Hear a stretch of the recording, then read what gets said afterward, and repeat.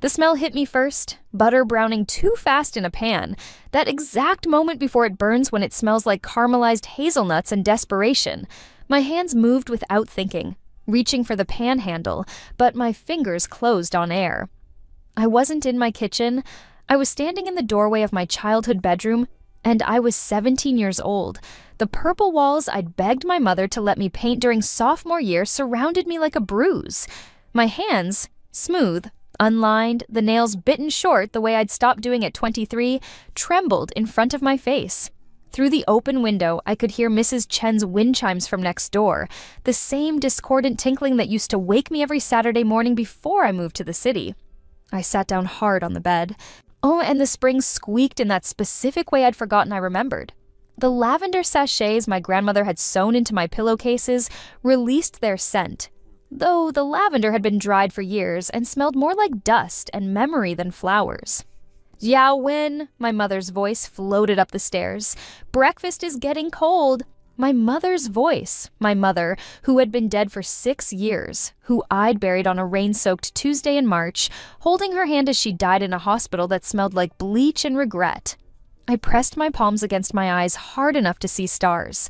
The last thing I remembered was different. So completely different. I'd been 42, standing in the kitchen of the restaurant that had taken everything from me. Everything. The kitchen where I'd worked 18-hour days until my feet bled through my shoes, where I'd perfected every recipe from my grandmother's book, spent years testing and adjusting until each dish sang with exactly the right flavors. The kitchen where Chen Wei-sheng had stood with his lawyer and the papers that proved he'd stolen it all.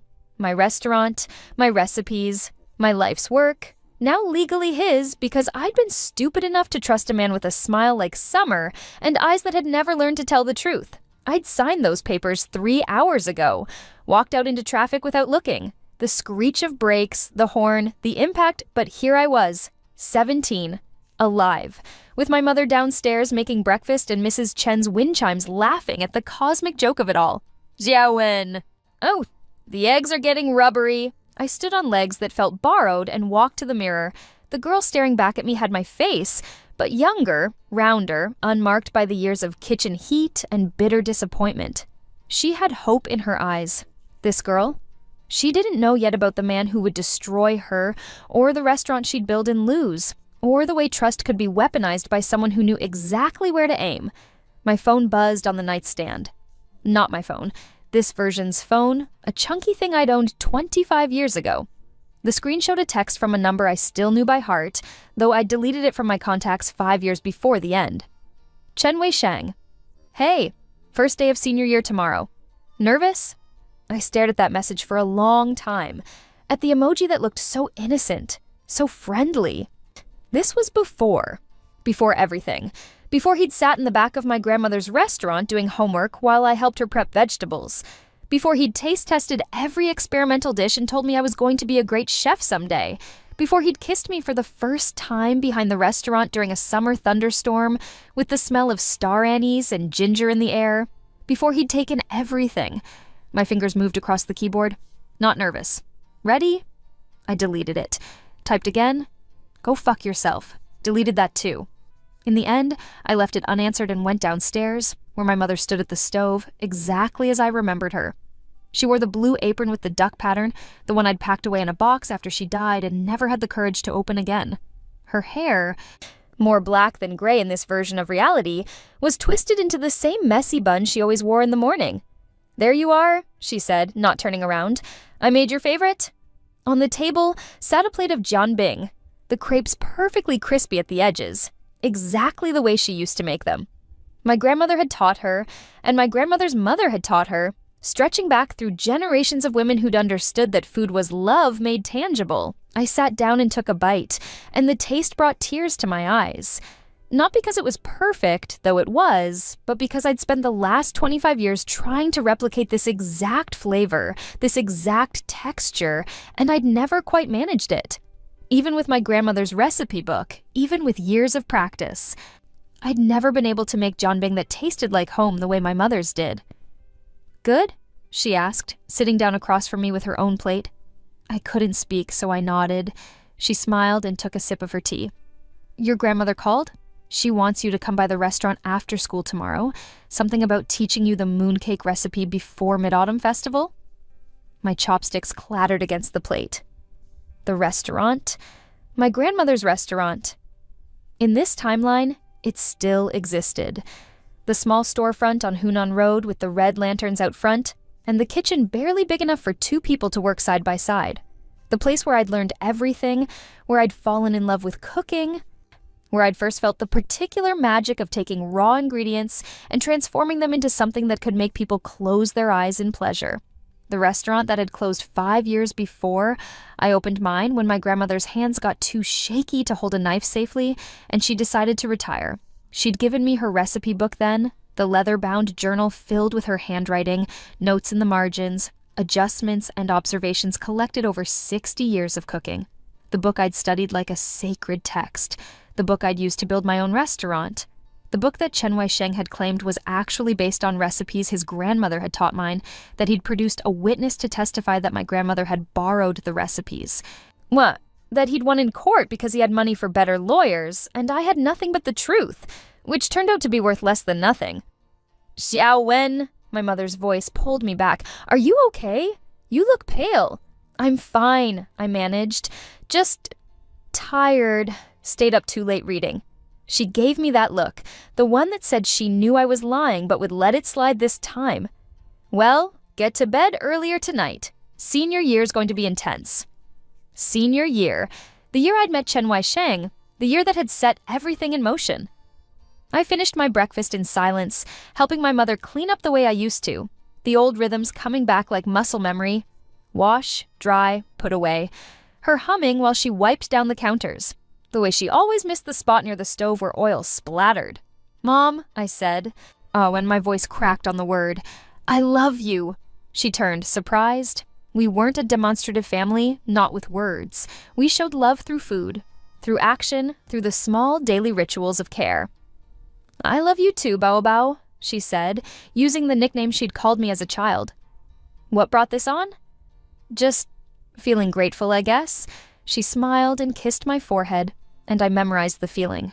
The warmth of her lips, the smell of her jasmine shampoo, the way she had to stand on tiptoes even though I was only 17 and not yet full grown. I spent the rest of Sunday in my room, supposedly doing homework but actually trying to piece together what had happened. The impossible thing, the thing that couldn't be real, but was. I'd died. I was sure of it. The memory was too visceral to be a dream. The moment of impact, the way time had seemed to slow and then stop, and then nothing. And then this. By evening, I'd compiled a mental list of everything I knew. I was 17 again, on the day before senior year started. My mother was alive. My grandmother's restaurant was still operating. Chen Wei-sheng was just a boy I'd texted with occasionally over the summer. Someone I knew from the neighborhood but hadn't become close to yet. And I knew everything that was going to happen. The thought should have been exhilarating. A chance to do it all over, to avoid every mistake, to save my mother from the cancer that would kill her when I was 23, to never trust Chen Wei-sheng, to never lose everything. But mostly, I felt tired. 42 years of life sat inside this 17-year-old body like stones in a pocket, weighing me down. My phone buzzed again. Another text from Chen Wei-sheng. "Did I say something wrong? You usually answer faster." The concern felt genuine. At this point in the timeline, it probably was. The Chen Wei-sheng I'd met at 17 had been kind, funny, thoughtful. It had taken years for me to see the calculation underneath, the way he collected people's secrets and weaknesses like other people collected stamps. Or maybe I was being unfair. Maybe the boy who texted me now really was different from the man who'd destroyed me. Maybe betrayal wasn't inevitable, just a choice he'd make later, influenced by circumstances I couldn't yet see. I typed back, "All good, just busy. See you tomorrow." That night, I dreamed of the restaurant. Not my grandmother's small storefront, but mine. The one I'd built from nothing, with its open kitchen and Edison bulb lighting, and the wall where I'd hung my grandmother's original recipe cards in frames. In the dream, Chen Wei-sheng stood behind the host stand, greeting customers with that perfect smile, and when I tried to tell them the restaurant was mine, no sound came out of my mouth. I woke up gasping, my sheets tangled around my legs. Monday morning arrived with the smell of my mother's cooking, Congee with century egg and scallions, the breakfast she always made on the first day of school.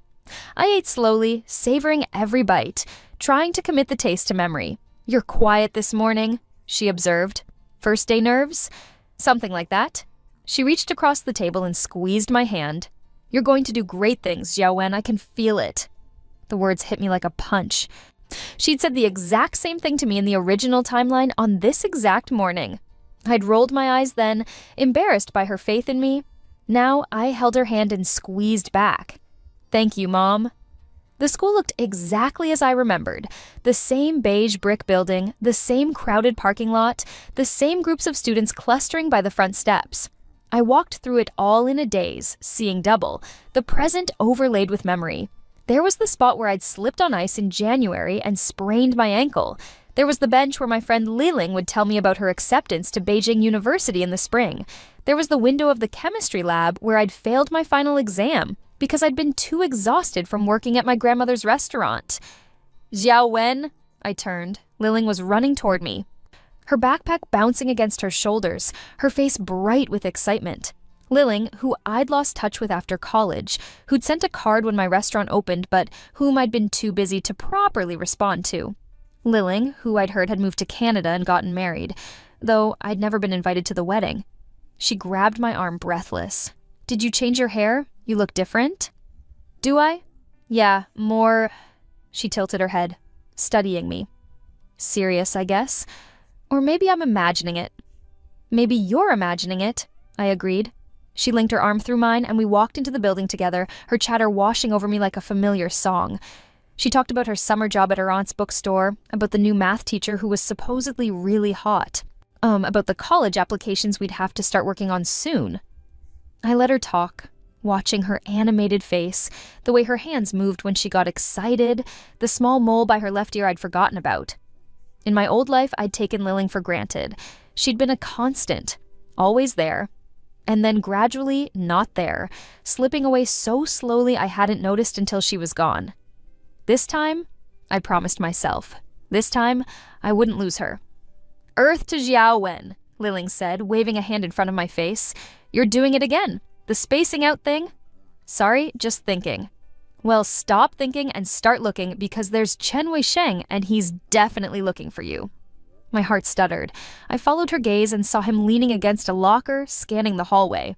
He looked so young it hurt. 17. Tall, but not yet filled out, with a soccer player's build and hair that fell into his eyes.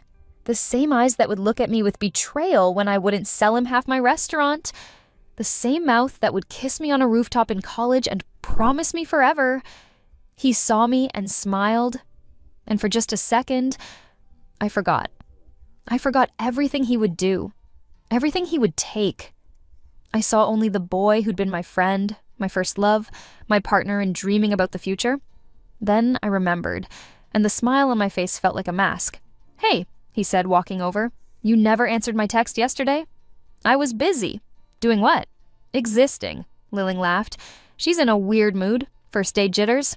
"You don't get jitters," Chen Weisheng said, still looking at me. "You're the calmest person I know." Was I? I couldn't remember being calm at 17.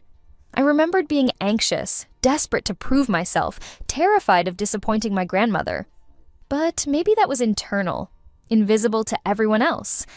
"People change," I said. Something flickered across his face, confusion maybe, or concern. "Are you okay? You seem different," I supplied. That's the word of the day, apparently. Oh, I was going to say distant. The bell rang, saving me from having to respond. We moved toward our classroom in a familiar pattern. Liling on my right, Chen Weisheng on my left, the three of us navigating the crowded hallway like a single unit. It was the way we'd walked for most of senior year, before Chen Weisheng and I had started dating, and Liling had gracefully stepped back to give us space, before everything had gotten complicated. The day passed in a blur of teachers I'd almost forgotten. Syllabi that didn't matter, seating charts that would change within a week. I moved through it mechanically, my mind elsewhere, planning. I had 25 years of knowledge compressed into one skull. I knew which stocks would boom, which companies would fail, which disasters would strike, and when. I could prevent my mother's cancer, invest in the right tech startups, Never waste a day at a job I hated, or on a man who would betray me. I could have everything. But the thought felt hollow. What was the point of wealth without purpose? What was the point of a life lived solely in reaction to the past? No. I needed to think bigger. I needed to understand what I actually wanted from this second chance. After school, I told Liling I couldn't hang out. I had to go to my grandmother's restaurant. She pouted but accepted it, making me promise to call her later. Chen Weisheng offered to walk with me, since it was on his way home. "I'm fine," I said. "You don't have to?" "I know I don't have to. I want to." There was no good way to refuse without being obviously rude, so I let him fall into step beside me. We walked in silence for a few minutes, the late summer heat pressing down on us like a weight. "Did I do something to upset you?" he finally asked. "Over the summer, or—" "No."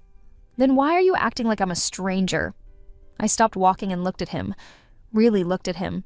At 17, Chen Weisheng was handsome in an unfinished way, all potential and promise. He had the kind of face that would age well, that growing into its sharp angles and strong jawline.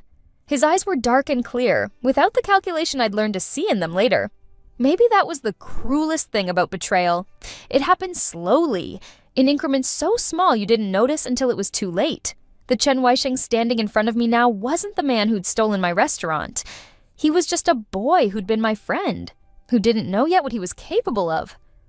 "You're not a stranger," I said finally. "I'm just dealing with some stuff. It's not about you." He didn't look convinced, but he nodded. "Okay, but if you want to talk about it, I'm here." "I know." We started walking again, and I could feel him watching me out of the corner of his eye, trying to puzzle out what had changed. Good luck with that, I thought. I couldn't explain it even if I wanted to. My grandmother's restaurant sat on a corner lot, distinguished by its red door and the paper lanterns hanging in the window. The smell hit me from half a block away, ginger and garlic frying in oil, the sweet savory scent of char siu roasting, the sharp tang of black vinegar. Home. It smelled like home. "I should go," Chen Weisheng said, hovering at the door. "But hey, if you need anything, I know, thank you." He smiled, uncertain, and walked away. I watched him go, then pushed open the door. The restaurant was exactly as I remembered. 12 tables crowded into a space meant for 8, mismatched chairs that my grandmother had collected over the years, walls covered in photos of regular customers, and newspaper clippings reviewing the food. The kitchen was visible through a wide window cut into the back wall, and I could see my grandmother moving back and forth, her movements economical and precise despite her age. There were no customers yet, the dinner rush wouldn't start for another hour, but my grandmother was already deep in prep work. She looked up when the door chimed and broke into a smile. "Xiao Wen, right on time." I crossed the restaurant and went into the kitchen, the small space that had been my training ground. My grandmother pulled me into a hug, and I breathed in the smell of her. Sesame oil and white flower balm and something indefinably her. "Let me look at you," she said, holding me at arm's length. "First day of senior year, are you excited?" "Yes, Nai." Her eyes, sharp despite the cataracts starting to cloud them, studied my face. "You look older." I froze. "It's just been a long day." She didn't look convinced. Oh, but she let it drop. "Come, I want to teach you the mooncakes while I still remember all the steps." "You'll remember," I said, and then caught myself. In the original timeline, she'd developed dementia in her late 70s. Forgetting recipes she'd made thousands of times. But that was years away still. I shouldn't know about it. She gave me a strange look but said nothing, just gestured for me to wash my hands and tie on an apron. The next 3 hours passed in a state of meditation. Making mooncakes was a precise art. Getting the dough the right texture, mixing the filling to exact specifications, shaping them in the wooden molds my grandmother's mother had brought from Guangzhou decades ago. My grandmother talked while we worked, her voice rising and falling in the rhythm of instruction. The ratio of flour to oil. The importance of using lotus seed paste from a specific supplier in Chinatown. The way to know when the dough was ready by feel, not by time. I knew all of this already. I'd made these exact mooncakes in my restaurant every mid-autumn festival, using the recipe from her book. But I listened as if hearing it for the first time, watching her hands demonstrate each step. "Now," she said, reaching for a small jar on the shelf. "The secret ingredient, the one that makes our mooncakes special. She opened the jar, and the smell of osmanthus flowers filled the kitchen, sweet and floral with a hint of apricot. "Just a little bit," she said, measuring out half a teaspoon. "Too much, and it overpowers everything else, but the right amount makes people think of autumn, of home, of—" She paused, looking for the word. Of something they can't quite name but desperately want." I watched her fold the osmanthus into the lotus paste filling, her movements sure despite the tremor in her hands. This was the moment. This was what I needed to know. In my grandmother's recipe book, the mooncake recipe called for a full teaspoon of osmanthus. I'd always thought it was too much, that the flavor was too strong, but I'd followed the recipe exactly anyway. It was her recipe after all, her knowledge, but she'd just used half a teaspoon. My mind raced. Was this a change she'd made over the years? Had she written the recipe down incorrectly? Or was there a reason the recipe book had the wrong amount? "Nai," I said carefully. "When you wrote down your recipes in that book you keep, did you write them exactly as you make them?" She looked up, surprised by the question. "My recipe book? Why do you ask?" "Just curious, I was thinking, someday I'd like to have all your recipes, to learn them properly." Her face softened. "You want to be a chef then? Like your grandmother?" "Yes." "Good. The world needs more people who understand that food is love." She turned back to the mooncakes, pressing dough into molds. "But to answer your question, no. I never wrote them down exactly." My heart began to pound. "Why not?" "Because a recipe is a living thing, Xiao Wen. It changes with the seasons, with your mood, with the quality of ingredients you can get that day. If I write down exact measurements, people will think that's the only way to make it. Oh, they'll follow the recipe like a law instead of listening to the food. But then how would someone learn to make it the right way? By making it with me. By watching, by tasting, by learning to feel when something is right." She looked at me, her expression serious. "A written recipe is just a map. But you can't learn a city from a map alone. You have to walk the streets." I stood very still, processing this. My grandmother had never intended for her recipes to be followed exactly. The book she kept, the one she would give me when she retired, was meant to be a starting point, not a Bible, but I'd treated it like scripture. I'd spent years perfecting each recipe, making them exactly as written, convinced that precision was the key to capturing her magic. And Chen Weisheng had taken that book, claimed it was his grandmother's, and used it to destroy me. A new thought occurred to me, sharp and sudden. What if the recipes were wrong on purpose? "Nai," I said slowly, "if someone tried to steal your recipes, if they took your book and opened their own restaurant using your food, would it work?" She laughed. "Steal my recipes? Who would do such a thing?" "Just hypothetically." "Well, hypothetically, they would make very mediocre food." She patted my hand. "The recipes in my book are think of them as sheet music. They tell you which notes to play, but they don't tell you how to play them with feeling. Someone could follow my recipes exactly and make food that tastes correct but not good. Do you understand the difference?" I understood perfectly. My grandmother had protected her recipes the way a magician protects their tricks, by writing them down with deliberate errors, small mistakes that would ensure anyone who followed them exactly would miss the mark. And when I'd built my restaurant, I'd spent years fixing those errors, testing and adjusting until I'd found the right proportions. I'd turned her maps into something real and true. Then Chen Weisheng had taken my corrected versions. The theft hadn't been of my grandmother's recipes. It had been of my work, my years of practice, my understanding, and he didn't even know it. A wild idea began to form in my mind. "What if," I said carefully, "someone asked for your recipe book? To learn from it?" "I'd be honored," my grandmother said, "but I'd also tell them that the book alone won't teach them anything. They need to work beside me to learn the feeling of the dough, the smell of the oil when it's the right temperature." She smiled. "You, for instance, you're learning the right way. Hands-on. That's why you'll be a great chef someday. You understand that cooking is about more than following instructions." I nodded slowly, the plan crystallizing. In the original timeline, my grandmother had given me her recipe book when she retired. I'd treasured it, studied it, built my entire restaurant around it. But I'd also spent 5 years working beside her first, learning all the things that couldn't be written down. Chen Weisheng had never set foot in this kitchen. He'd never learned from my grandmother. His family owned a successful Sichuan restaurant across town, but he'd never shown any interest in cooking. When we'd started dating in college, I thought it was romantic that we shared a connection through food. Even though his family's restaurant and my grandmother's were completely different styles, I'd been so naive, but this time I knew something he didn't. I knew that my grandmother's recipe book was a trap, waiting to spring on anyone who didn't have the skill to correct it. I knew that the recipes, followed exactly, would produce food that was almost good, close enough to be frustrating, wrong enough to never be quite right. And I knew that Chen Weisheng's grandmother had passed away before he was born. There was no competing claim. No actual case that his family owned these recipes. In the original timeline, he'd manufactured evidence, paid for testimony, and won because I couldn't afford to fight. This time, I would let him have the book, and I would watch him fail. Though, Xiao Wen? My grandmother was watching me with concern. You have a strange expression. Are you feeling all right? I'm fine, Nai Nai. Better than fine. I smiled at her, genuine warmth flooding through me. I'm just happy to be here, learning from you. Good.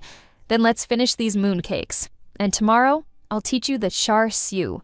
There's a technique with the marinade that's very specific. We worked until evening. When the dinner customers started arriving, I stayed to help serve, falling into the old rhythm of taking orders, running food, clearing tables. My grandmother's cooking filled the small space with aromas that made people close their eyes in pleasure. This was why I'd become a chef. Not for fame or money or validation, but for this. The simple alchemy of making something delicious and watching it bring joy. Around 8 o'clock, the door chimed, and I looked up to see Chen Weisheng walking in with his parents. His mother caught my eye and waved, smiling warmly. The Chen family. They'd been regulars at my grandmother's restaurant for years, which was how Chen Weisheng and I had first met. They were nice people. His mother always asked about my studies. His father always left generous tips. They'd welcomed me into their family when Chen Weisheng and I started dating, treating me like a daughter, until I'd refused to sell him my restaurant. Then they'd closed ranks, supporting their son against me, testifying in court that my grandmother had learned her recipes from Chen Weisheng's grandmother, who'd supposedly taught her out of kindness decades ago. It had been a coordinated attack, planned and executed with precision. The kind of thing that didn't happen spontaneously, but right now, in this moment, Mrs. Chen was just a woman who loved my grandmother's food, and Mr. Chen was just a man settling into his favorite table, and Chen Weisheng was just a boy looking at me with confusion and something that might have been hurt. Table for 3? I asked, grabbing menus. Please, Mrs. Chen said. I've been craving your grandmother's lion's head meatballs all week. I seated them and took their order, moving through the motions automatically. When I brought out their food, Chen Weisheng caught my hand. Can we talk? He asked quietly. After you're done working? I don't know when I'll be done. I'll wait. I wanted to say no. I wanted to pull my hand away and never speak to him again. But that would raise questions I couldn't answer, then create suspicions that might change the timeline in ways I couldn't predict.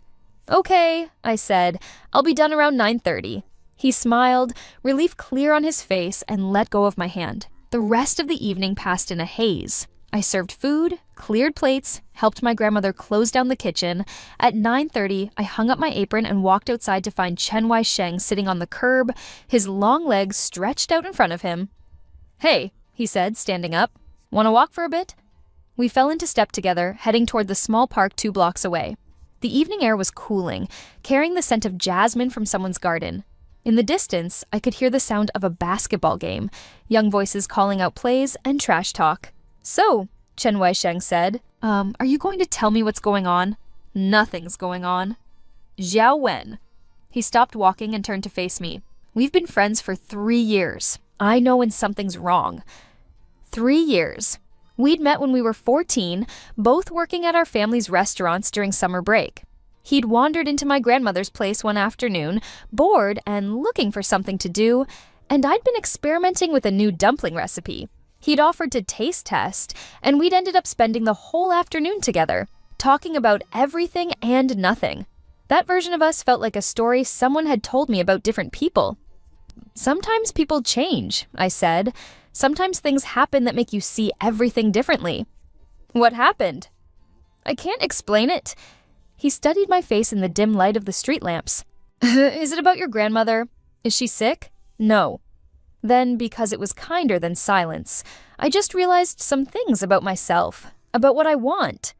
And what do you want? The question hung in the air between us. What did I want?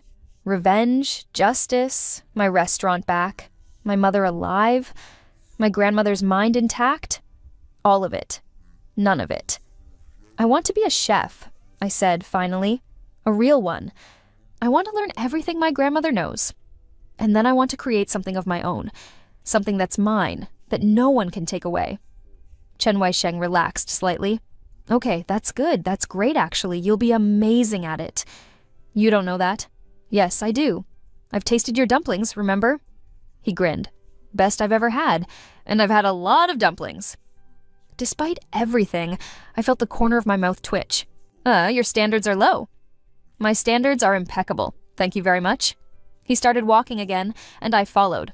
So, if this is about your career, about cooking, why did you seem angry at me today? Or not angry exactly, but distant. Because I know what you're going to do. Because I know how this ends. Because I can't look at you without seeing the man who destroyed me. I wasn't angry, I said. I'm just trying to focus. Senior year, college applications, learning from my grandmother. It's a lot. I get that. But you don't have to do it alone. I'm here, Liling's here, we're all here for you. The kindness in his voice made something ache in my chest. This boy hadn't betrayed me yet. Maybe he never would, if I changed things enough. Maybe the future I remembered wasn't fixed, but I couldn't take that chance. I know, I said. And I appreciate it. But some things you have to do by yourself. We'd reached the park, a small square of grass and playground equipment lit by harsh fluorescent lights. Chen Weisheng sat on one of the swings, and after a moment, I took the one beside him. Remember when we used to come here? He said. After working at the restaurants, we'd stop here on the way home. I remember. You told me about wanting to go to culinary school. I told you about my parents wanting me to study business. He pushed off gently, swinging in small arcs. You said I should do what makes me happy. Did I? Yeah. You said life's too short to spend it making other people happy at your own expense. He looked over at me. Do you still believe that? The irony was so sharp it hurt. Yes, more than ever. Then why do you seem so sad? I didn't answer. How could I explain that I was mourning a future that hadn't happened yet, grieving losses that were still years away, carrying the weight of a life he couldn't see? We sat in silence for a while, swinging gently, the chains creaking in a rhythm that felt familiar and strange all at once. Finally, Chen Weisheng spoke. Whatever's going on with you, I hope you know I'm on your side. Always. Always. Such an easy word to say, such an impossible promise to keep. Thank you, I said, and meant it, because right now, in this moment, he believed what he was saying. The betrayal would come later, shaped by circumstances and choices neither of us could predict yet. Or maybe I could prevent it entirely. Maybe if I kept my distance, never let him get close enough to hurt me, he'd never have the chance to become the man I remembered. But that felt like a kind of death, too, killing this friendship, this connection, because of something that hadn't happened yet. I didn't know what the right choice was. So I made no choice at all, just sat on the swing beside him and let the moment exist without forcing it into meaning. Eventually, we walked home, parting at the corner where our paths diverged. He waved goodbye, and I watched him go, trying to reconcile the boy walking away with the man I'd known. When I got home, my mother was already asleep, but she'd left a plate of fruit on the kitchen table with a note. Eat something healthy. Love, Mom. I ate the fruit slowly, sitting in the dark kitchen, and tried to plan my next move. I had 25 years of knowledge. I knew which restaurants would succeed, which food trends would explode, which techniques would become standard. I could use that knowledge to build something incredible, to become successful without ever needing Chen Weisheng or anyone else. But success without purpose was empty. I'd learned that in my first life. No, what I needed was a different kind of plan. Something that would protect my grandmother's legacy, preserve my mother's life, and ensure that no one could take from me what I'd built. And I needed to do it in a way that felt right. Not just revenge, but justice. Not just winning, but earning it. The recipe book. That was the key. My grandmother's book, with its deliberately incorrect recipes, was the perfect trap. If I could ensure that Chen Weisheng got access to it at the right time, under the right circumstances, he would use it to try to recreate my grandmother's food. And he would fail. Not dramatically, but subtly. His food would be almost good, close enough that people would eat it, but not quite good enough that they'd come back. It would be a slow failure, the kind that drained resources and confidence. But for that to work, I needed to set things in motion carefully. I needed to make him want the recipes in the first place. I needed to make him think they were valuable enough to pursue. And I needed to do all of this while also learning what my grandmother actually knew, so that when I eventually opened my own restaurant, it would be built on truth rather than partial knowledge. I finished the fruit and washed the plate, then went upstairs to my room. My phone showed 3 missed texts from Liling and 1 from Chen Weisheng. Liling: how was the restaurant? Liling: your grandma is a genius. Can I come with you next time? Liling: hello, did you fall asleep? Chen Weisheng: thanks for talking tonight. I feel better. I answered Liling first. Restaurant was great. You can definitely come next time. Sorry for being weird today. Her response came immediately. You're always weird. That's why I love you. I stared at the heart emoji for a long moment, feeling the weight of our friendship. The one I'd lost through neglect and time, the one I could save if I paid attention this time around. To Chen Weisheng, I wrote, me too. See you tomorrow. Then I turned off my phone and lay in bed, staring at the ceiling, trying to map out a future that would lead somewhere different than the past. The next few weeks fell into a pattern. School during the day, where I moved through familiar halls and sat through lessons I'd already learned. So Liling stayed close, her friendship a bright spot in the strange doubling of my life. Chen Weisheng hovered at the edges, clearly wanting to reconnect but uncertain how to bridge the distance I'd created. After school, I went to my grandmother's restaurant 3 or 4 times a week.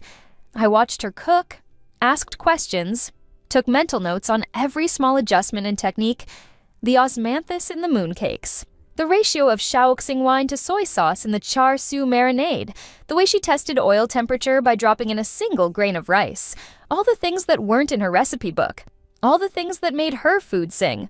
You're very dedicated, she said one afternoon in late September, watching me practice my knife skills on a pile of ginger. You're more than you used to be. I want to learn while I still can. She gave me a sharp look. I'm not dying, child. I know, but time passes, things change. I kept my eyes on the ginger, my knife moving in the steady rhythm she'd taught me. I don't want to waste the time I have.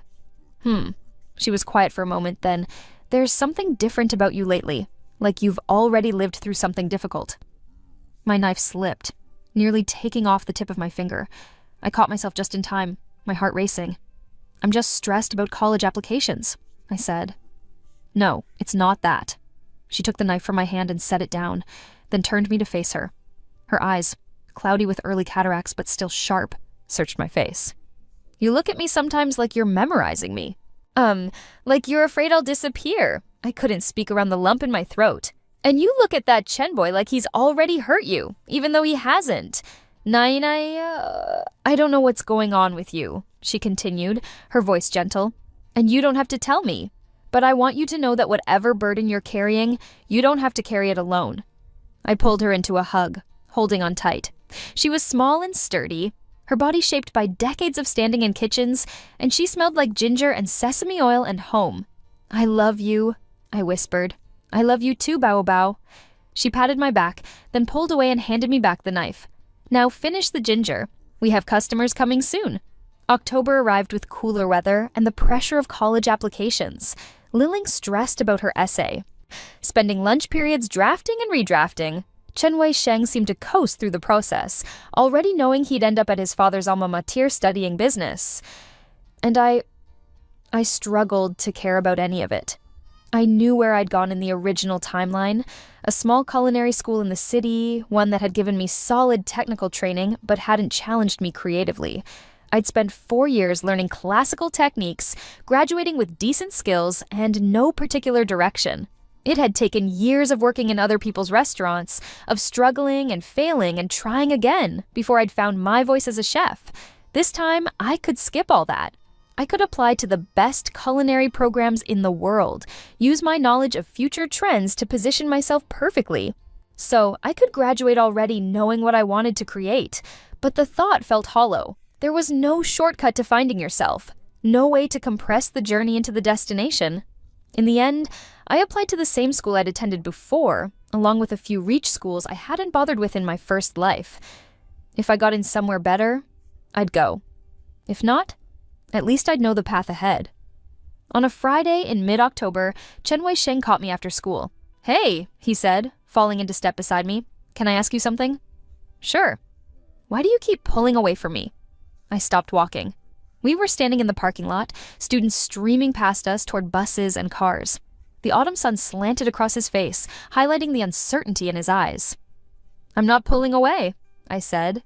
"Yes, you are. Ever since school started, you've been different, distant, like you don't trust me anymore. Maybe I'm just growing up." "That's not an answer. It's the only one I have." He studied me for a long moment, then sighed. "Okay, I get it. You need space, but I miss my friend Zhao Wen. I miss the person who used to talk to me about everything." The problem was, that person didn't exist anymore. She died when my mother did. Or when Chen Wei-sheng stole my restaurant. Or maybe when I walked into traffic and woke up 17 again. The girl he remembered was gone, replaced by someone who carried too many years in her bones. "I miss her too," I said honestly.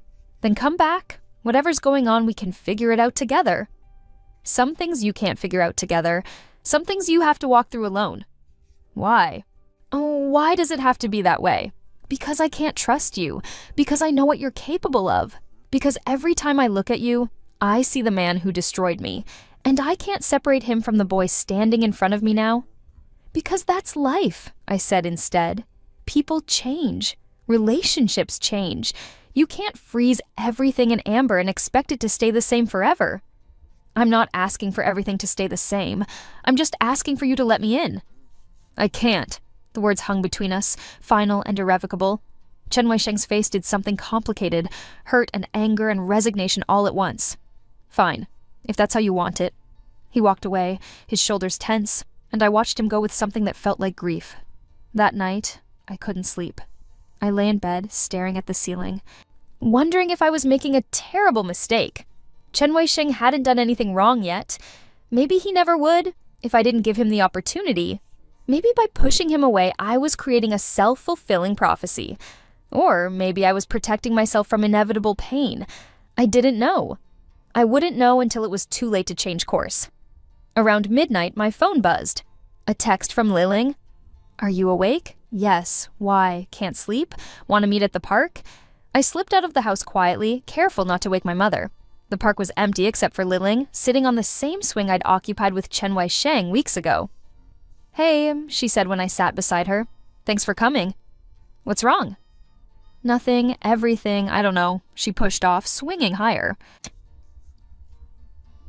Did you ever feel like you're living two different lives at the same time?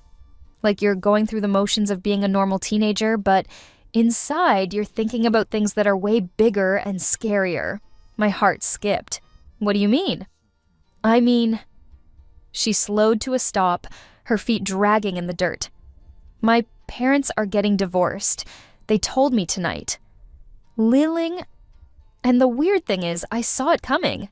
They've been fighting for months, getting worse and worse, but I kept pretending everything was fine. Like, if I just didn't acknowledge it, it would go away. She looked at me, her eyes bright with unshed tears. "But you can't ignore reality forever, right? Eventually, you have to face what's actually happening." I reached over and took her hand. "I'm so sorry." The worst part is, I'm almost relieved. Is that terrible? Like, at least now I don't have to pretend anymore. At least now we can all stop acting like we're a happy family. It's not terrible. It's honest. Yeah, well, honesty sucks sometimes. She wiped her eyes with her free hand. "Sorry for dumping this on you. I just needed to tell someone who'd understand." "I do understand." More than she knew, I understood about carrying secrets, about the exhausting work of pretending everything was fine, about the relief that came with letting go of illusions. We sat in comfortable silence, swinging gently, the chains creaking in the night air.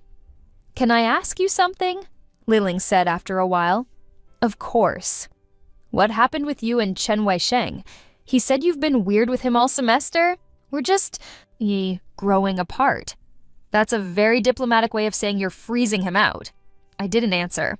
Look, I'm not trying to defend him or anything, but he's genuinely confused and hurt. And honestly, I am too. You three have been my friend group for years, and now it's fracturing, and I don't understand why. It's complicated. Everything's complicated. That doesn't mean you can't talk about it. I wanted to tell her. I wanted to explain everything. The rebirth, the restaurant, the betrayal that hadn't happened yet. I wanted to unburden myself to someone who might understand. But how do you explain the impossible?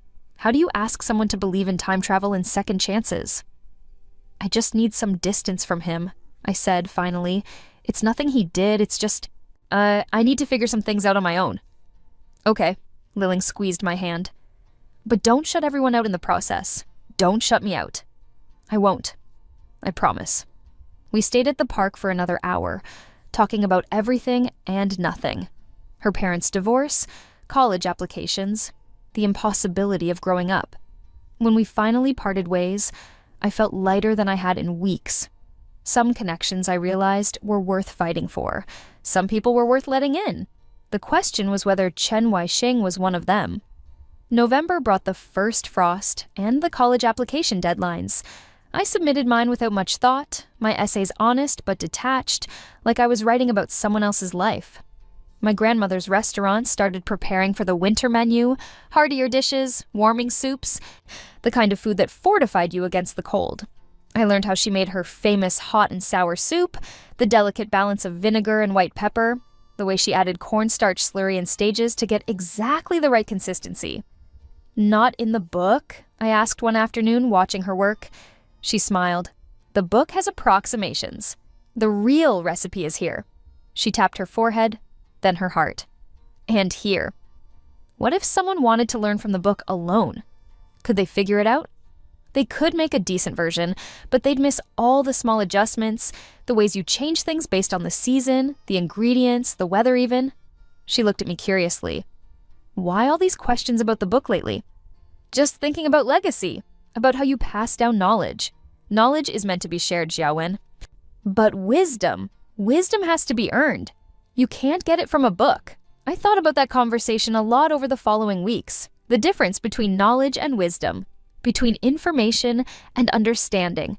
Chen Weisheng had knowledge, or would have if he stole my grandmother's book, but he didn't have the wisdom that came from years of standing beside her in the kitchen, from making the same dish 100 times and learning to feel when it was right.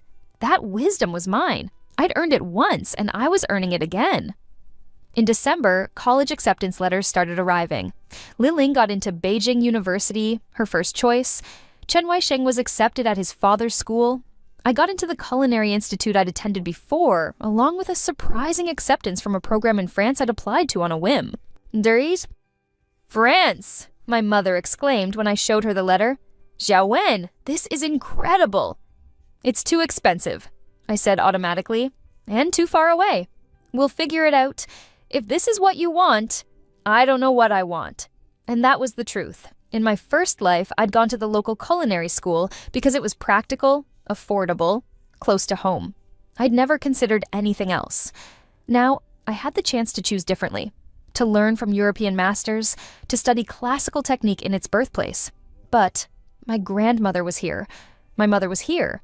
And I knew that my mother's cancer would show up when I was 23, 4 years after I'd start school. If I was in France, would I catch it in time? Would I even know to look for it? Can I think about it? I asked my mother. Of course. You have until May to decide. The holidays passed in a blur. Christmas, New Year's, the slow slide toward spring.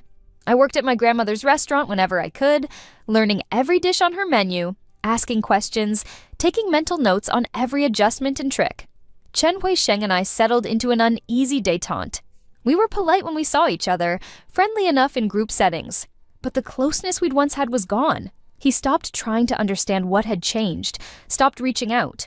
We moved in parallel orbits, occasionally intersecting but never quite connecting. It should have felt like a victory. I was protecting myself, keeping him at arm's length, preventing the intimacy that would eventually lead to betrayal. Instead, it felt like loss. In February, my grandmother started forgetting things. Small things at first. Where she'd put the sesame oil, whether she'd already added salt to a dish. She laughed them off, blaming her age, but I saw the fear in her eyes. "It's normal," my mother said when I mentioned it. "She's getting older. We all forget things sometimes." But I knew it wasn't normal. I knew what was coming. The slow erosion of her memory. The way she'd eventually forget her own recipes, forget my name, forget everything that made her herself. It was still years away. But it had begun. "Nai, I said one afternoon in late February, when it was just the two of us in the kitchen. "I want to have your recipe book." She looked up from the vegetables she was chopping. "My book? Why now?" "I want to start practicing on my own. And you said once that you'd give it to me when you retired." "I'm not retiring yet." "Oh, child." "I know, but I want to learn while you can still teach me. I want to have the recipes so I can practice, and then you can correct me when I get things wrong." She studied me for a long moment, then wiped her hands on her apron and went to the small office in the back of the restaurant. When she returned, she was carrying a leather-bound journal, its pages swollen with decades of use. "This is everything," she said, handing it to me. "Every recipe I know, written down. But remember what I told you. It's just a map," I finished, "not the destination." "Exactly." She smiled and touched my cheek. "You're a good student, Xiao Wen. You'll make something beautiful with these." I took the book home and spent that night reading through it cover to cover. The recipes were there, written in my grandmother's elegant hand. Exactly as I remembered. And exactly as I remembered, they were all slightly wrong. The osmanthus in the mooncakes? Too much. The ratio of wine to soy sauce in the char siu? Slightly off. The cornstarch in the hot and sour soup? Added all at once instead of in stages. Small errors. The kind that would produce edible food. Even good food, but not excellent food. Not my grandmother's food. I wondered if she'd done it deliberately to protect her recipes from casual theft. Or if she'd written them down quickly, from memory, not realizing the small discrepancies. Either way, the effect was the same. This book was a test. Anyone could follow these recipes and make decent restaurant food, but only someone who'd learned from my grandmother directly, who'd stood beside her and absorbed her wisdom, could correct them. I'd spent 5 years in my first life doing exactly that, practicing each dish, adjusting proportions, learning to feel when something was right. I'd turned her maps into territory, her approximations into truth. And then Chen Wei-sheng had stolen my corrected versions. But this time, he wouldn't have my corrections. This time, he'd only have the book. The plan crystallized in my mind. I needed to make Chen Wei-sheng want these recipes. I needed to create a situation where he'd see them as valuable, worth taking, worth building something around, and then I needed to let him take them. It would be a long game. Years, probably. But I had time.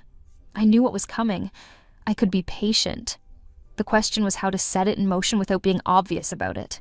The answer came in March, or when my mother mentioned that the Chen family's restaurant was struggling. "They've been losing customers to that new Sichuan place on Beijing Road," she said over dinner. "Mrs. Chen was telling me about it at the market. Apparently the new place has more authentic flavors or something." I kept my face neutral. "That's too bad." I told her maybe they should try updating their menu, add some new dishes, refresh things. Did she seem interested in that idea? She seemed stressed, honestly. The restaurant has been in the family for 30 years. I think she's worried about it failing. I filed that information away and kept eating. 2 weeks later, I ran into Chen Wei-sheng at the library. He was sitting at a table by himself, surrounded by books on business management and restaurant operations. "Doing research?" I asked. More out of politeness than genuine interest." He looked up, surprised to see me initiating conversation. "Yeah, my parents are having trouble with the restaurant. I'm trying to find ways to help." "Like what?" "I don't know. Marketing strategies, menu optimization, cost reduction. Anything that might help them compete with the new place." I should have walked away. I should have let him figure it out himself. Let the natural course of events unfold without my interference. Instead, I heard myself say, "You know what might actually help?" "What?" "Expanding beyond Sichuan food. Your family does great Sichuan cooking, but maybe there's an opportunity to offer something different too. Something that sets you apart instead of competing directly." His eyes lit up with interest. "Like, what kind of food?" "I don't know." "You'd have to think about what's missing in the neighborhood, what people want that they can't get anywhere else." That's actually a really good idea. He leaned back in his chair thinking, but I don't know anything about cooking outside of Sichuan style. You could learn. From who? Cooking classes are expensive, and I don't have time anyway. I let the silence stretch, watching him think through the problem. What about your grandmother? He finally said. Do you think she'd teach me some of her dishes? Just a few? Enough to add to our menu? There it was. The opening I'd been waiting for, delivered naturally, without my having to push. I could ask her, I said carefully, but she's pretty protective of her recipes. Right, of course, that makes sense. He looked disappointed. It was worth asking, though. Maybe, I paused. Oh, as if considering. Maybe she'd be willing to share some things if it was to help out neighbors. Your families have known each other for years. Would you be willing to put in a good word for me? I can try. No promises. Thank you, Xiaowin. Really, this could really help my parents. I nodded and walked away, my heart pounding. The first move was made. Now I just had to be patient and let the pieces fall into place. That weekend, I mentioned Chen Weisheng's request to my grandmother. The Chen boy wants to learn my recipes? She looked amused. Does he even know how to cook? Probably not, but his family's restaurant is struggling, and he's trying to help them. And he thinks adding Cantonese dishes to a Sichuan menu will fix things?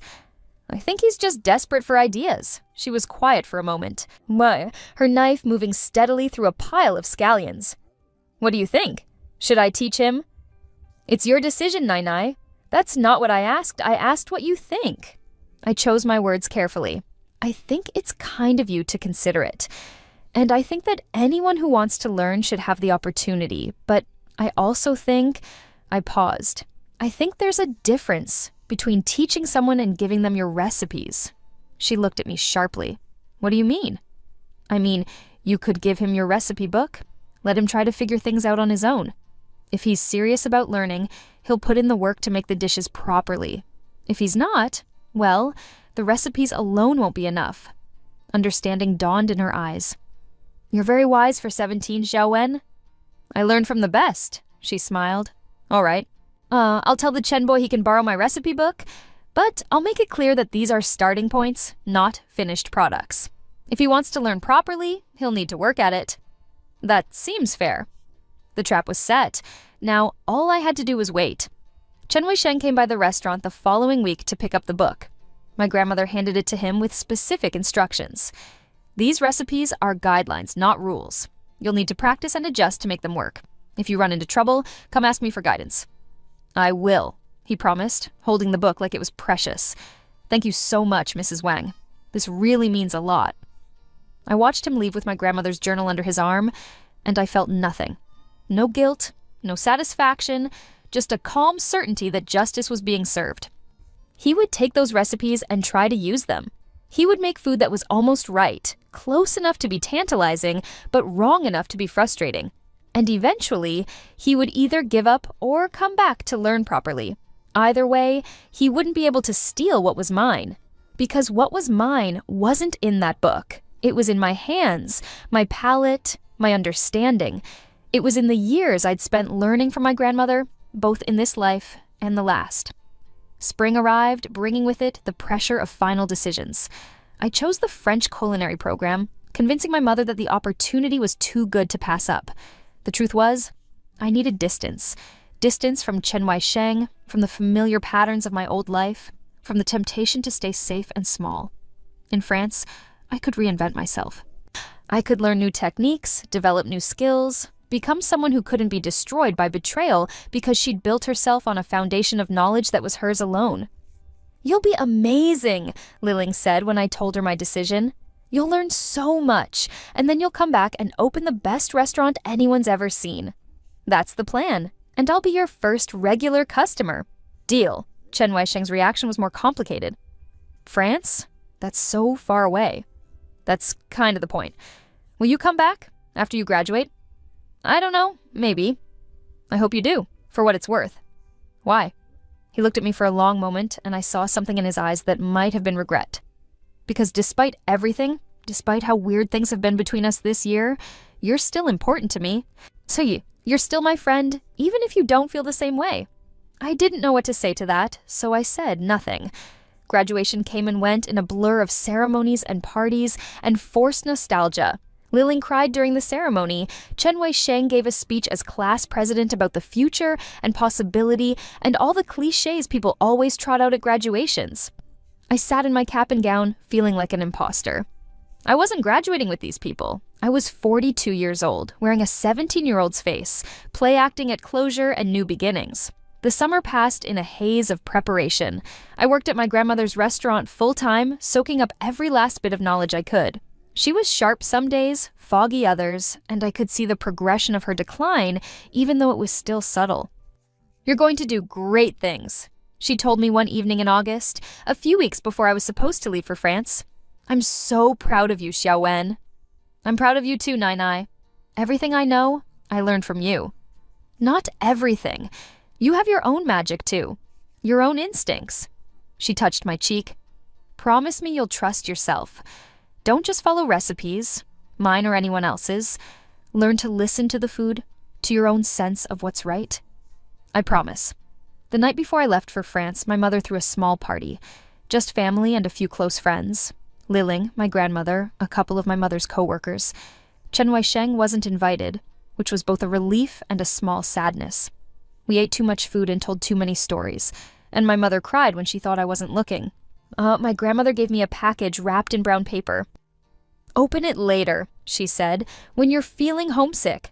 I tucked it into my bag and hugged her tight, trying to memorize the feeling of her arms around me. The next morning, my mother drove me to the airport. We didn't talk much during the drive, the silence comfortable and sad all at once. "Call me when you land," she said at the departures gate, and every week after that. "I will. And eat enough. Don't skip meals." "I won't." And her voice broke. "And be happy, Bao Bao. That's all I want for you."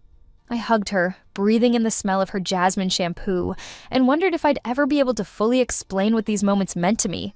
How much more precious they were the second time around, knowing how finite they were. "I love you, my mom." "I love you too." On the plane somewhere over the Pacific, I opened my grandmother's package. Inside was a small leather journal, not her recipe book, but a new one, blank except for a note on the first page.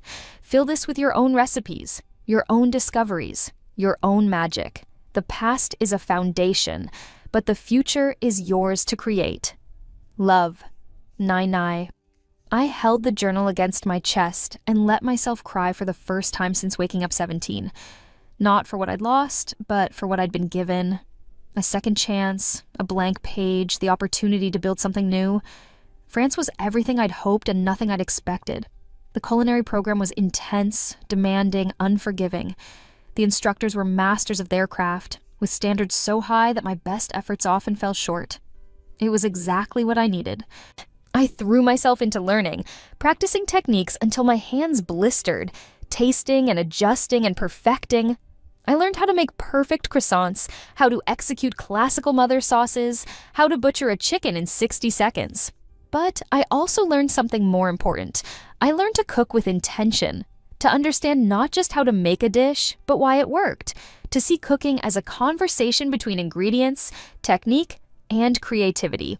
I filled my grandmother's blank journal with notes and experiments, new flavor combinations I wanted to try, techniques I wanted to adapt, ideas for dishes that existed only in my imagination. And slowly, gradually, I began to feel like myself again. Not the 42-year-old woman who'd lost everything, not the 17-year-old girl play acting at normalcy, but someone new.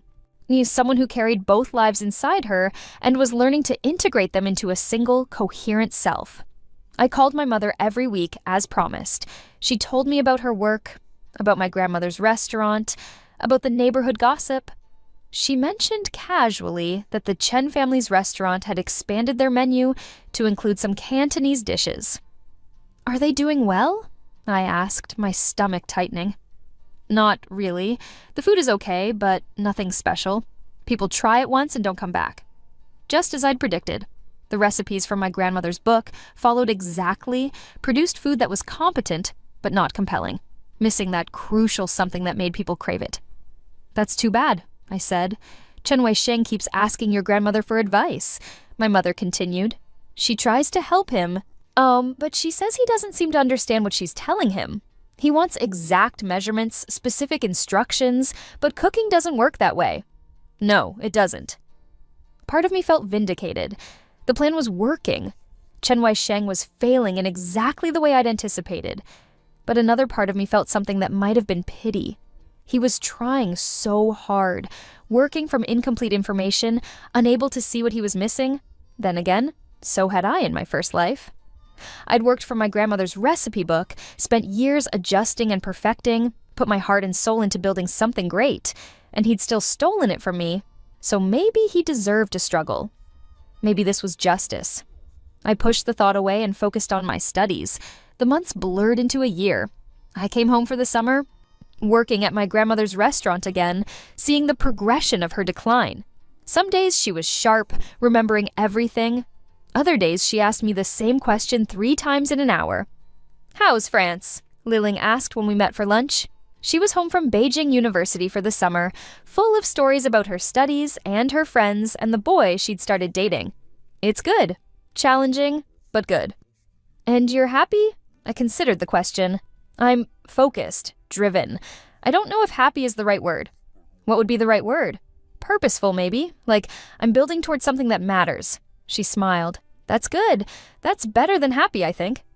I saw Chen Weisheng a few times that summer, always from a distance. He looked tired, stressed, older than 18. The weight of trying to save his family's restaurant was showing. Part of me wanted to reach out, to offer guidance, but I didn't. This was his journey to walk alone. In August, I went back to France for my 2nd year. The pattern repeated. Intense study, constant practice, gradual improvement. I made friends with other students, people from all over the world who shared my obsession with food. We'd stay up late arguing about technique, experimenting with flavors, pushing each other to be better. It was during my 2nd year that I started to truly develop my own style. A fusion of Cantonese techniques with French precision, creating dishes that were familiar and innovative at the same time. My instructors were impressed but cautious. Fusion could be brilliant or disastrous, with very little middle ground. I called my mother every week. Listening to her news, the Chen family's restaurant had dropped the Cantonese menu, going back to their original Sichuan focus. Chen Weisheng had apparently given up on that venture, returning my grandmother's recipe book with thanks but no explanation. "Your grandmother asked about you," my mother said during one call. "She wanted to know when you were coming home." "I'll be back for the summer." "She's getting worse, Xiao Wen. Some days she doesn't remember that you're in France. She thinks you're still in high school." My throat tightened. "Should I come home now?" "No, finish your semester, but maybe plan to stay longer in the summer. Spend time with her while she still knows who you are." I hung up and sat in my tiny apartment, staring at the wall, trying not to calculate how much time I had left. In the original timeline, my grandmother had declined gradually over 5 years before passing away quietly in her sleep. I'd been there, holding her hand, watching her go. This time would be different. This time, I'd make sure I was there for all of it, not just the end. My 2nd year ended with high marks and an offer to intern at a Michelin-starred restaurant in Lyon. It was a huge opportunity, the kind of thing that could launch my career. I turned it down and went home for the summer. My mother picked me up at the airport, and I saw immediately that she'd aged. The stress of caring for my grandmother while working full-time had carved lines around her eyes and mouth. "How is she?" I asked. "Some days better than others." The restaurant was quieter than I remembered. Fewer customers, a general sense of decline. My grandmother was in the kitchen, moving slowly, her hands shaking as she chopped vegetables. "Nai-nai," I said softly. She looked up, and for a moment I saw confusion in her eyes. Then recognition flooded in, and she smiled. "Xiao Wen, when did you get so tall?" "I've been tall for years, Nai-nai." "Have you? I can't keep track anymore." She set down her knife. "Are you here to help with lunch?" "I'm here to help with everything." We fell into the old rhythm. Prep, cook, serve, clean. My grandmother's movements were slower now, more uncertain, but the knowledge was still there, buried under the fog of her deteriorating mind. I worked beside her all summer, trying to capture every remaining bit of her wisdom, writing notes in my journal when she shared a memory or explained a technique, recording her stories about learning to cook from her mother, about opening the restaurant, about all the years of feeding the neighborhood. "I had a recipe book once," she said one afternoon. "Did I give it to you?" "Yes, Nai, years ago." "Oh, good. I was worried I'd lost it." My heart clenched. "I have it safe. There's something I should tell you about those recipes." She frowned, trying to remember. "Something important? That they're not exact? That they're just guidelines?" "Yes, exactly." She looked relieved. "I was worried you'd follow them too precisely. You have to trust your instincts, Xiaowen. The recipe is just the beginning." "I know, Nai. You taught me well." At the end of the summer, I made a decision. I wouldn't go back to France for my 3rd year. I'd stay here, work at the restaurant, take care of my grandmother and my mother. The prestigious degree could wait. Oh, this couldn't. "Are you sure?" my mother asked when I told her. "This is your education, your future. My future will still be there. Nai won't." She hugged me tight, and I felt her shoulders shake with silent sobs. I deferred my enrollment and stayed. Worked at the restaurant during the day, studied at night, filled my journal with recipes and ideas. My grandmother continued to decline, but slowly. There were still good days, days when she was sharp and present and herself. On her good days, we cooked together. On her bad days, I cooked for her, trying to make the dishes exactly as she would have made them. Chen Weisheng came by one evening in October, 2 years after his family had returned the recipe book. He'd graduated from university by then, was working at his family's restaurant full-time. "So, I wanted to say thank you," he said to my grandmother, "for letting me borrow your recipe book. I'm sorry I wasn't able to make it work." She looked at him blankly. "Recipe book? The one you lent me, with all your recipes." "I don't remember that." He glanced at me and I saw the moment of understanding cross his face. "I see. Well, thank you anyway." As he was leaving, I followed him outside. "She's getting worse," he said quietly. "I know. And you're here, taking care of her. That's good. That's right." He kicked at a pebble on the sidewalk. "I'm sorry we lost touch, Xiaowen. I know that was mostly my fault. It was both our faults. Maybe. But I want you to know, whatever I did to make you pull away from me, I'm sorry. I never meant to hurt you. Not yet, I thought. But you would have. In another life you did." It's okay," I said. "We're different people now." "Yeah, I guess we are." He smiled sadly. "Take care of yourself and your grandmother." "You too." I watched him walk away and I felt nothing. No anger, no bitterness, no satisfaction. Just a quiet acknowledgement that some friendships end, and that's okay. The 3rd year passed, and the 4th. My grandmother continued to fade, forgetting more and more. By the time I was 22, she didn't recognize me anymore, but she still smiled when I brought her food, still made happy sounds when something tasted good. "You're a good cook," she told me one afternoon, not knowing I was her granddaughter. "You should open a restaurant." "Maybe someday," I said. She died that winter, quietly, in her sleep.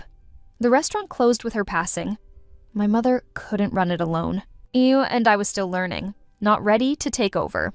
We held the funeral on a gray Tuesday in January. The small chapel was packed with customers who'd been coming to the restaurant for decades, who'd loved my grandmother's food and her warm smile. Chen Weisheng and his family came. Liling came home from Beijing.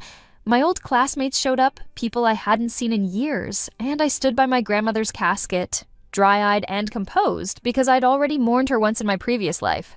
This time, I was just tired. At the reception, Chen Weisheng approached me. "I'm so sorry for your loss," he said. "Your grandmother was an amazing woman." "Thank you. Are you going to reopen the restaurant?" "I don't know. Maybe, eventually. If you do, I'd love to come. Be your first customer." I looked at him, really looked at him. At 22, Chen Weisheng had grown into his features, handsome in a polished way. His family's restaurant had stabilized, even thrived after they dropped the Cantonese menu and refocused on their strengths.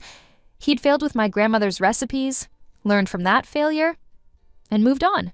He'd never betrayed me in this timeline because I'd never given him the chance. Was that growth, or just the absence of opportunity? I didn't know, and honestly, I didn't care anymore. "I'll let you know," I said. After the funeral, I took a week to just exist. I slept late, ate frozen dumplings, watched mindless TV, My mother did the same, both of us moving through grief in our own ways. Then one morning I woke up and knew it was time. I pulled out my grandmother's original recipe book and my journal of experiments.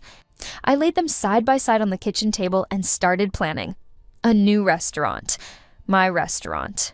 Built on my grandmother's foundation, but infused with everything I'd learned, everything I'd become. It took 2 years to make it happen. 2 years of saving money, finding investors, securing a location, developing the menu. I went back to France to finish my degree, graduating with honors, then returned home with a head full of ideas and a determination to succeed. My mother helped with the planning, the finances, the endless logistics. Liling helped with marketing and social media.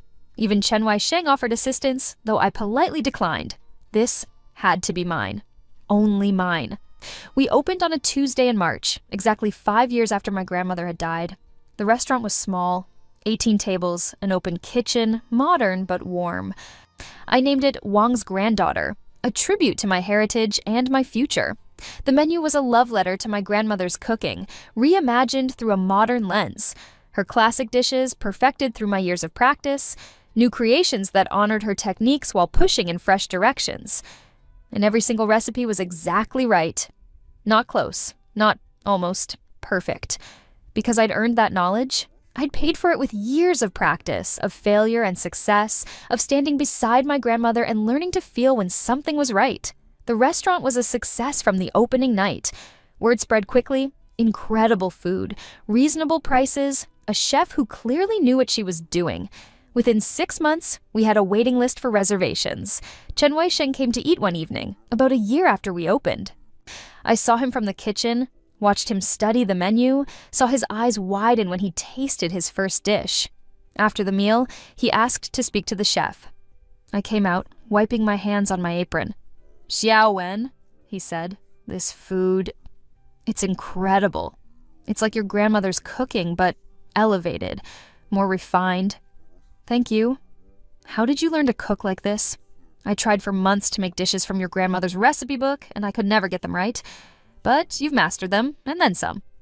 "Practice," I said simply, "and patience, and learning to listen to the food instead of just following instructions." He nodded slowly. I wish I could cook like this." "Then learn. Find a teacher. Put in the work. There's no shortcut." "I know, but I don't have years to spend learning." "I have a restaurant to run."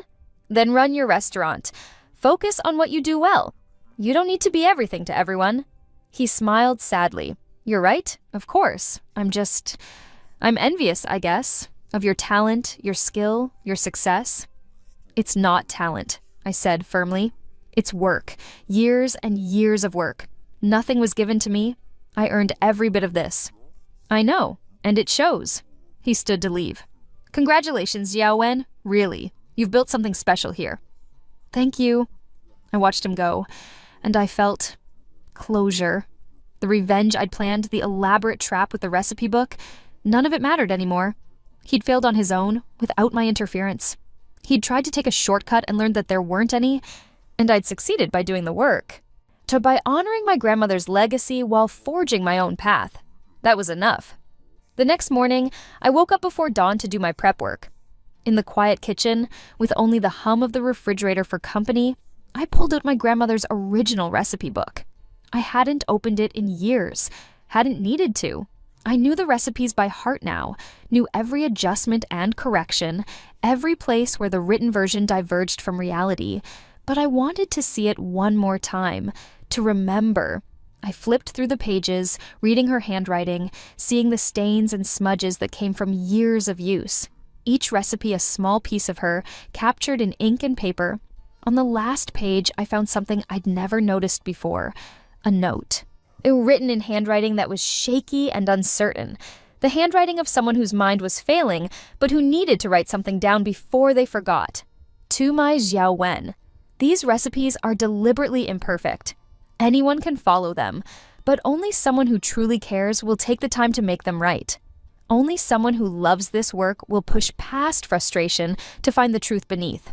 If you're reading this, you've already done that work. You've already become the chef I knew you could be. The recipes were never the point. You were. Always you. Love. Nai Nai. I sat in my kitchen and cried great, heaving sobs that shook my whole body? Because she'd known. She'd always known. The recipe book had been a test, a gift, a teaching tool. She'd deliberately made it incomplete so that I'd have to learn, have to grow. I'd have to become someone who didn't just follow instructions, but understood the deeper truth beneath them. And she'd trusted me to figure it out. The tears eventually stopped, but the weight of her love remained. I folded the note carefully and put it in my wallet, where I'd carry it every day. Then I got to work. There were vegetables to prep, sauces to make, a restaurant to run. Life unfolded like a recipe. Sometimes you followed the instructions, sometimes you improvised, but always, always you had to taste and adjust until it was exactly right. My mother's cancer showed up when I was 26, exactly when I remembered it. But this time, I was ready. I insisted on early screening, caught it before it had spread, got her into treatment immediately. She survived. Came out the other side scarred but alive. "What, you saved my life," she said one afternoon, sitting in my restaurant during the slow period between lunch and dinner. "You gave me mine," I replied, more than once. The restaurant thrived. We expanded to a second location, then a third. Food critics wrote glowing reviews. Other chefs came to eat, to study my techniques, to try to figure out my secrets. I never told them about the recipe book, never mentioned that every recipe had started out wrong, that perfection had come only through years of patient correction. Some knowledge can't be shared. Some wisdom has to be earned. Chen Wai-sheng and I became friendly acquaintances, the kind of people who smiled and waved when we saw each other at industry events. His family's restaurant continued to do well, and I was genuinely happy for them. So the betrayal from my previous life faded like a bad dream. It had never happened in this timeline, would never happen. I'd made sure of that. Or maybe I'd just grown past needing revenge. Maybe I'd realized that the best response to hurt wasn't retaliation, but creating something so beautiful, so true, that the past couldn't touch it. On my 30th birthday, I stood in my restaurant kitchen during the dinner rush. Orders were flying, pans were sizzling, my staff was moving in perfect synchronization. We were making magic, taking raw ingredients and transforming them into something that would make people close their eyes in pleasure. And I thought about my grandmother, about her deliberate, imperfect recipes, about how she'd forced me to learn rather than simply follow, about how the hardest path had been the right one. I thought about Chen Wai-sheng, about the boy who'd wanted shortcuts and the man who'd learned they didn't exist, about how easily things could have gone differently. I thought about my mother, alive and healthy, sitting at her favorite table with a group of friends, laughing at something someone said. I thought about the life I'd lived twice, once to learn all the wrong lessons, once to get it right. And I felt, for the first time since waking up 17 years old in my purple bedroom, completely at peace. The timer beeped. I checked the temperature of the roasting duck. Perfect. I plated it carefully, adding garnishes with precision, creating art from food. "Order up," I called, setting the plate in the window. My server whisked it away, and I turned back to the stove. There were more orders to cook, more dishes to create, more magic to make. Behind me, pinned to the wall where only I could see it, was my grandmother's original recipe book.